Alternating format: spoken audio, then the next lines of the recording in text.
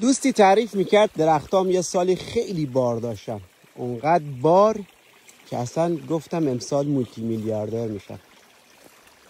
یه آبی گیرمون اومد تو بازه انتهای فروردین ماه بود، اومدیم آبیاری کردیم و درختا رو آب دادیم. 3-4 روز بعد اومدم کارگر ببرم سر زمین، دیدم پسته ندارم. گفتم با کی اومده پسته ها رو دزدیده؟ رفتیم، تاریک بود، برگشتیم روشن شده بود، دیدیم تمام پسته ها سیاه شده بود.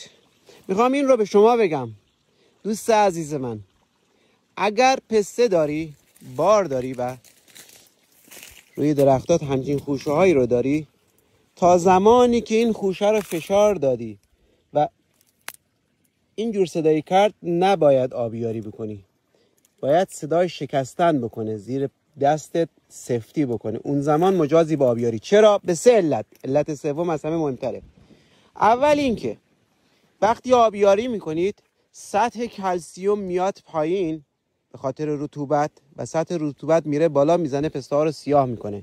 دوم اینکه درگیر قارچ آنترناریا میشین، پسته به رطوبت به شدت حساسه. سوم از همه مهمتره، هورمون ابسیزیک اسید ترشح میکنه